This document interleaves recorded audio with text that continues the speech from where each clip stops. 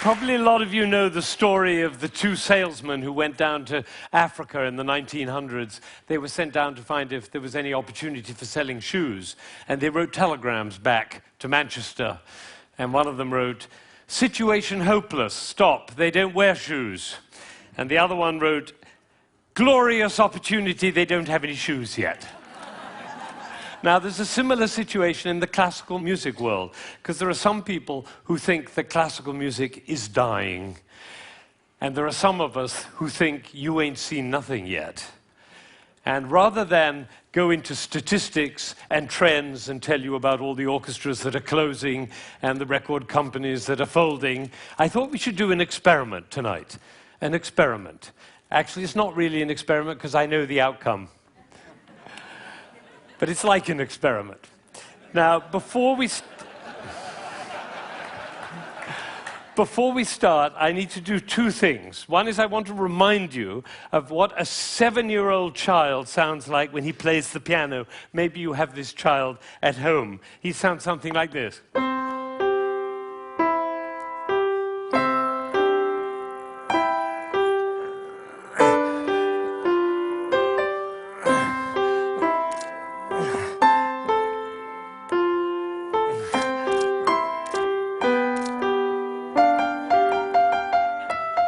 I see some of you recognize this child.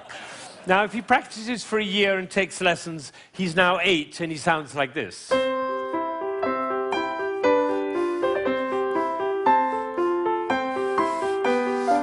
then he practices for another year and takes lessons, now he's 9.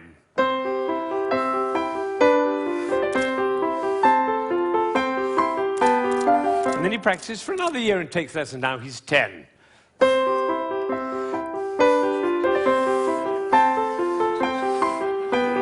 At that point, they usually give up. Now, if he'd waited for one more year, you would have heard this.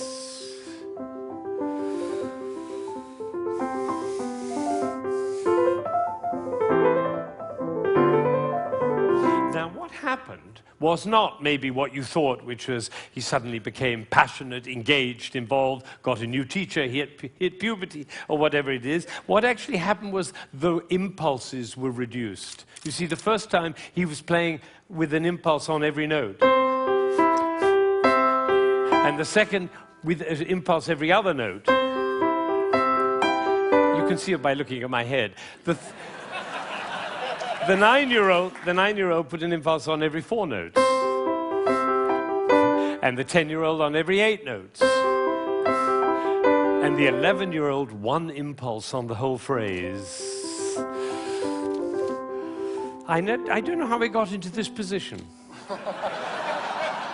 I didn't say I'm going to move my shoulder over, move my body. No, the music pushed me over, which is why I call it one buttock playing. Can be the other buttock. You know, a gentleman was once watching a presentation I was doing, and I was working with a young pianist. He was the president of a corporation in Ohio. And I was working with this young pianist, and I said, "The trouble with you is you're a 2-buttock player. You should be a 1-buttock player." And I moved his body like that while he was playing. Suddenly the music took off. Took flight. There was a gasp in the audience when they heard the difference. And then I got a letter from this gentleman. He said, "I was so moved, I went back and I transformed my entire company into a 1-buttock company." Now, the other thing I want to do is to tell you about you. There are 1,600 people, I believe. My estimation is that probably 45 of you are absolutely passionate about classical music. You adore classical music. Your FM is always on that classical dial, and you have CDs in your car, and you go to the symphony, and your children are playing instruments. You can't imagine your life without classical music. That's the first group. It's quite a small group. Then there's another group, bigger group. These are the people who don't mind classical music. You know, you come home from a long day and you take a glass of wine and you put your feet up, a little Vivaldi in the background doesn't do any harm. Right? That's the second group. Now comes the third group. These are the people who never listen to classical music. It's just simply not part of your life. You might hear it like secondhand smoke at the airport, but and maybe a little bit of a march from Aida when you come into the hall, but otherwise you never hear it. That's probably the largest group of all. And then there's a very small group. These are the people who think they're tone deaf. amazing number of people think they're tone deaf. Actually, I hear a lot, my husband is tone deaf. Actually, you cannot be tone deaf. Nobody is tone deaf. If you were tone deaf, you couldn't change the gears on your car, in a stick-shift car. You couldn't tell the difference between somebody from Texas and somebody from Rome. And the telephone.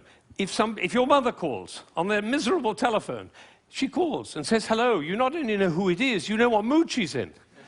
You have a fantastic ear. Everybody has a fantastic ear. So nobody is tone deaf. But I tell you what, it doesn't work for me to go on with this thing with such a wide gulf between those who understand, love, and passionate about classical music and those who have no relationship to it at all. The tone-deaf people, they're no longer here. But even between those three categories, it's too wide a gulf. So I'm not going to go on until every single person in this room, downstairs and in Aspen, and everybody else looking, will come to love and understand classical music. So that's what we're going to do. Now, you notice that there is not the slightest doubt in my mind that this is going to work, if you look at my face, right? It's one of the characteristics of a leader that he not doubt for one moment the capacity of the people he's leading to realize whatever he's dreaming. Imagine if Martin Luther King had said, "I have a dream." Of course, I'm not sure they'll be up to it. All right, so I'm going to take a piece of Chopin. This is a beautiful prelude by Chopin. Some of you will know it.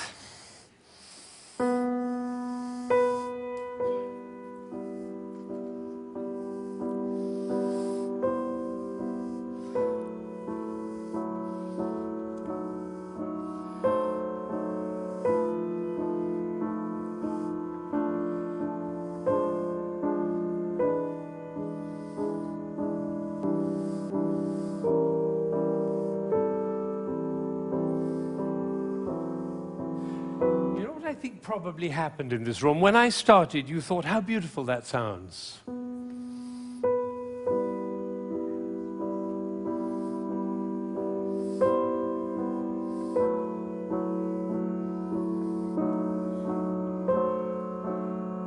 I don't think we should go to the same place for our summer holidays next year.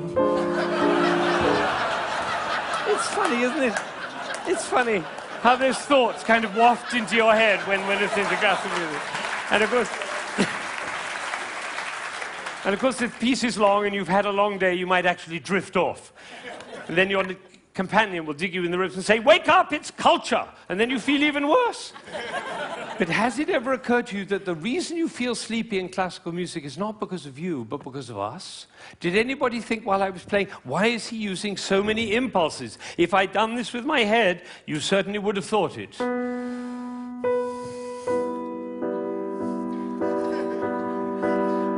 And for the rest of your life, every time you hear classical music, you'll always be able to know if you hear those impulses.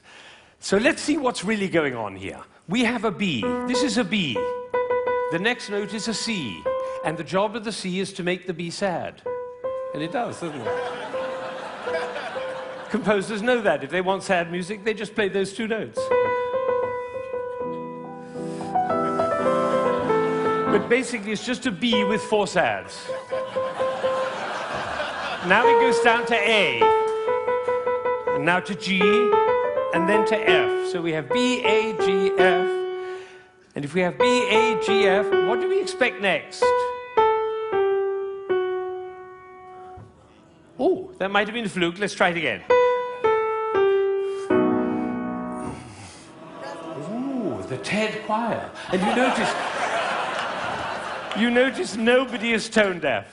Is that right? Nobody's, every village in Bangladesh and every hamlet in China, everybody knows. Da, da, da, da, da. Everybody knows who's expecting that E. Now, Chopin didn't want to reach the E there because what will have happened? It'll be over, like Hamlet. You remember Hamlet, Act 1, Scene 3, he finds out that his uncle killed his father. You remember he keeps on going up to his uncle and almost killing him. And then he backs away, and then he goes up to him again and almost kills him. And the critics, all of whom sitting in the back row there, they have to have an opinion. So they say, Hamlet is a procrastinator.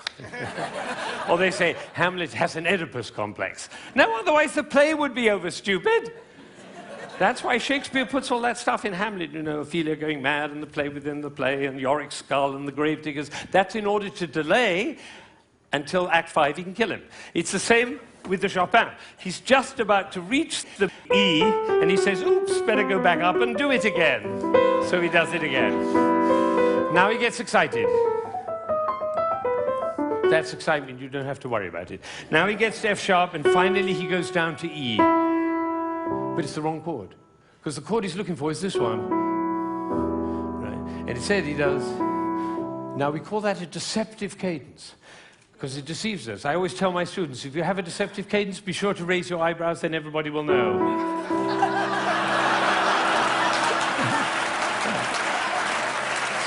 All right. So he gets to E, but it's the wrong chord. Now he tries E again. That chord doesn't work. Now he tries E again. That chord doesn't work. Now he tries E again. That doesn't work. And then finally, there was a gentleman in the front row who went, like that. It was the same gesture he makes when he comes home after a long day, turns off the key in his car and says, I'm home. Because we all know where home is. So this is a piece which goes from away to home. And I'm going to play it all the way through, and you're going to follow. B, C, B, C, B, C, B, D, down to A, down to G, down to F, almost goes to E, but otherwise the play would be over. Goes back up to B, gets very excited, goes to F sharp, goes to E, it's the wrong chord, it's the wrong chord, it's the wrong chord, and finally goes to E, and it's home. And what you're going to see is one buttock playing.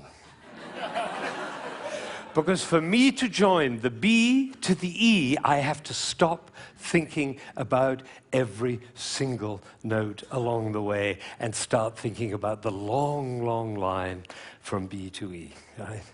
You know, we were just in South Africa, and you can't go to South Africa without thinking of Mandela in jail for 27 years. What was he thinking about? Lunch? No, he was thinking about the vision for South Africa and for human beings. That's what cares. This is about vision. This is about the long line, like the bird who flies over the field and doesn't care about the fences underneath, all right? So now you're going to follow the line all the way from B to E. And I have one last request before I play this piece all the way through. Would you think of somebody who you adore who's no longer there? A beloved grandmother, a lover, somebody in your life who you love with all your heart, but that person is no longer with you.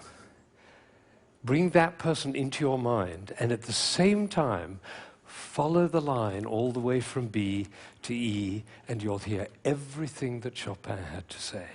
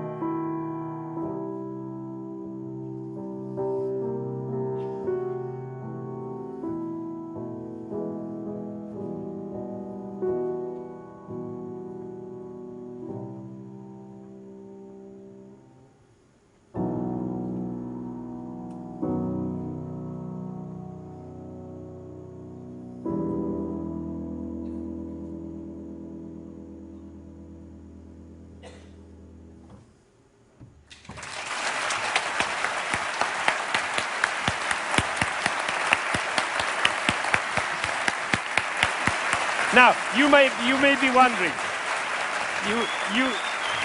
you may be wondering, why I'm clapping. Well, I did this at a school in Boston with about 70 seventh graders, 12-year-olds. And I did exactly what I did with you, and I told them and explained them the whole thing. And at the end, they went crazy, clapping. They were clapping. I was clapping. They were clapping. Finally, I said, why am I clapping? And one of these little kids said, because we were listening. Think of it, 1,600 people, busy people, involved in all sorts of different things, listening, understanding, and being moved by a piece by Chopin. Now that is something. Now, am I sure that every single person followed that, understood it, was moved by it? Of course I can't be sure, but I tell you what happened to me. I was in Ireland during the Troubles 10 years ago, and I was working with some Catholic and Protestant kids on conflict resolution, and I did this with them. Risky thing to do, because they were street kids. And one of them came to me the next morning, and he said, you know, I've never listened to classical music in my life, but when you played that shopping piece, he said, my brother was shot last year, and I didn't cry for him. But last night, when you played that piece, he was the one I was thinking about. And I felt the tears streaming down my face, and you know, it felt really good to cry for my brother. So I made up my mind at that moment that classical music is for everybody. Everybody. Now, how would you walk? Because you know my profession, the music profession, doesn't see it that way. They say 3% of the population likes classical music. If only we could move it to 4%, our problems would be over. I say, how would you walk? How would you talk? How would you be if you thought 3% of the population likes classical music? If only we could move it to 4%. How would you walk? How would you talk? How would you be if you thought everybody loves classical music? They just haven't found out about it yet. See, these are totally different worlds. Now, I had an amazing experience. I was 45 years old. I'd been conducting for 20 years, and I suddenly had a realization. The conductor of an orchestra doesn't make a sound. My picture appears on the front of the CD. But the conductor doesn't make a sound. He depends for his power on his ability to make other people powerful. And that changed everything for me. It was totally life-changing. People in my orchestra came up to me and said, Ben, what happened? That's what happened. I realized my job was to awaken possibility in other people. And of course, I wanted to know whether I was doing that. And you know how you find out? You look at their eyes. If their eyes are shining, you know you're doing it. You could light up a village with this guy's eyes. Right, so if the eyes are shining, you know you're doing it. If the eyes are not shining, you get to ask a question. And this is the question. Who am I being that my player's eyes are not shining? We can do that with our children too. Who am I being that my children's eyes are not shining? That's a totally different world. Now, we're all about to end this magical on the mountain week, and we're going back into the world. And I say it's appropriate for us to ask the question, who are we being as we go back out into the world? And you know, I have a definition of success. For me, it's very simple. It's not about wealth and fame and power. It's about how many shining eyes I have around me. So now I have one last thought, which is that it really makes a difference what we say, the words that come out of our mouth. I learned this from a woman who survived Auschwitz, one of the rare survivors. She went to Auschwitz when she was 15 years old, and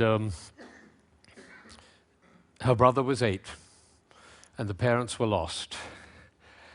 And she told me this. She said, we were in the train going to Auschwitz, and I looked down and I saw my brother's shoes were missing. And I said, why are you so stupid? Can't you keep your things together, for goodness sake? The way an elder sister might speak to a younger brother. Unfortunately, it was the last thing she ever said to him, because she never saw him again. He did not survive. And so when she came out of Auschwitz, she made a vow. She told me this. She said, I walked out of Auschwitz into life, and I made a vow. And the vow was, I will never say anything that couldn't stand as the last thing I ever say. Now, can we do that? No, and we'll make ourselves wrong and others wrong. But it is a possibility to live into. Thank you.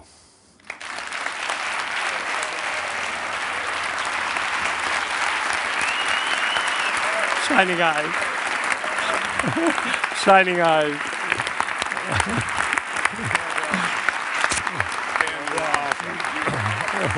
Thank you. Thank you.